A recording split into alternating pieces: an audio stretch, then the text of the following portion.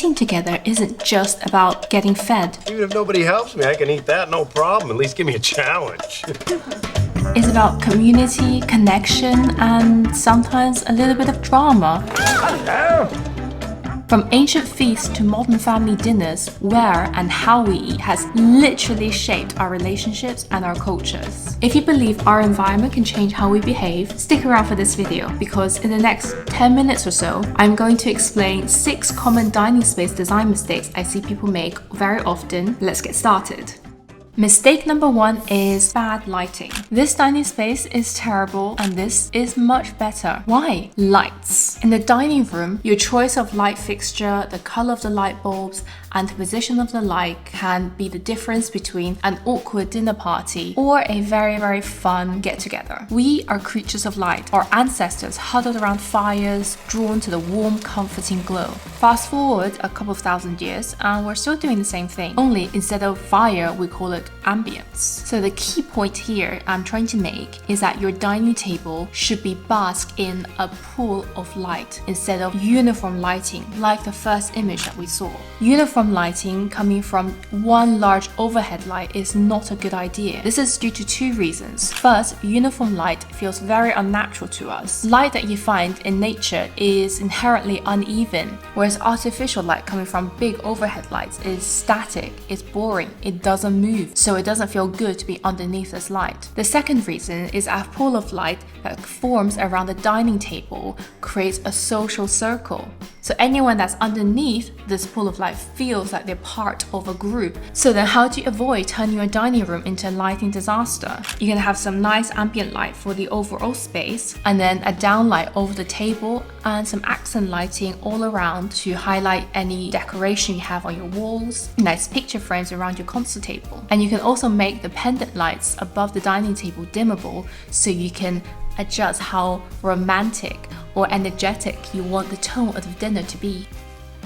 If you're inviting people over to stare at your wallpaper, you are doing dining wrong. Why are the tables in this example pushed against the wall? Why are the chairs facing away from the action? You should never push your table against the wall and have the chairs facing the wall, because the natural instinct is for us to all sit around in a circle facing each other. And when you go against the instinct and push the chairs in a way that they face the walls and not other people, you're undermining the primary function of dining, which is to connect and converse with each other. If space is an issue, you can think of using retractable dining tables or tables that can fold down to minimize the floor area that's required. You've heard the saying that what you see is what you get. Well, with a glass table, what you see is everything. A glass tabletop might look really modern and elegant in a showroom, but at home in your real dining space, it can be quite visually chaotic. Our brains are programmed to prefer order over chaos. A transparent tabletop will show every piece of breadcrumb, dust, paw print, and even the messy table leg that's underneath. A far more practical alternative would be materials that are opaque, such as wood, stone, or even metal. Your eyes and your cleaning supplies will thank you. And when it comes to the tabletop, it's also quite helpful to pick a material that has some texture and different color variations on the surface. Not only do they add a good kind of visual interest, but they also make it much more forgiving when it comes to dust and dirt. I think if you have an interest in beautiful home interiors, you've probably seen the farmhouse bench. It's hip, it's rustic, and it's really Instagrammable. But how enjoyable is it to actually sit on this for an extended period of time? Having uncomfortable seating under your bum with nowhere to lean really distracts away from the whole experience of eating, dining, conversing, because all you can think about is how you want to slouch and get a bit more comfortable. So before you furnish your table with all these really cool benches and stools, give it a test sit first. See how your back and your bum likes the feeling. Does it go numb, or do you want to stay for a really long time? Spatial perception plays a significant role in how we experience interiors. A rug that's too small can distort this perception and make your furniture look too big. Plus, there is the added annoyance of always moving your chair and rolling it over the edge of the rug and having it catch in the wheel or the leg.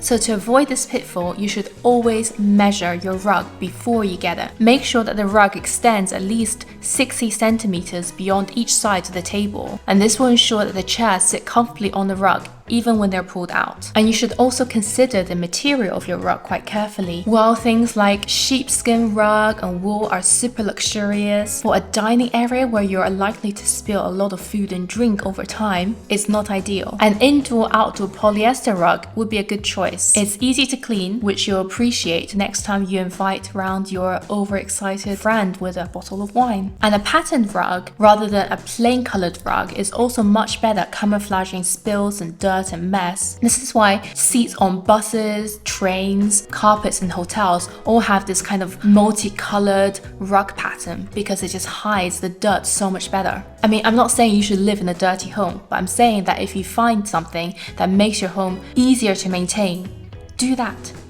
When we design spaces where we're expecting people to linger for a really long time, it's not just about the mood, the aesthetic, and the ambience, it's also about how it sounds. Having too many hard surfaces in the room will make it look harsh and cold and sterile, and it's also very bad for acoustics. I mean, consider these two scenarios. Here you can see a cafe with heavily tiled floors, blank walls, an open plan layout, and just, undecorated surfaces in general. You can just kind of imagine the clatter of cutlery, chatter conversations, and when the space is fully packed with people, it would sound quite chaotic, and you might have to shout a little bit or raise your voice louder than normal in order to be heard. Now look at the other dining space. This is a restaurant that's been designed thoughtfully with very soft materials. All of the seats are cushioned. You'll find that in a place like this, conversations can happen at a normal, even hush volume, and the space feels immediately more like cozy and more intimate. So yes, these two are kind of extreme examples,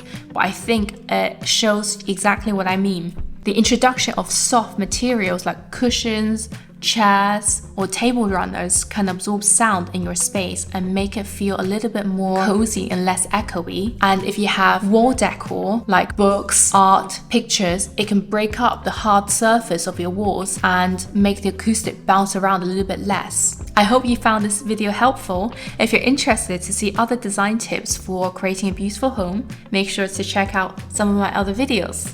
I hope I'll see you in the next video, but this only works if you're subscribed, so do that right now. Bye!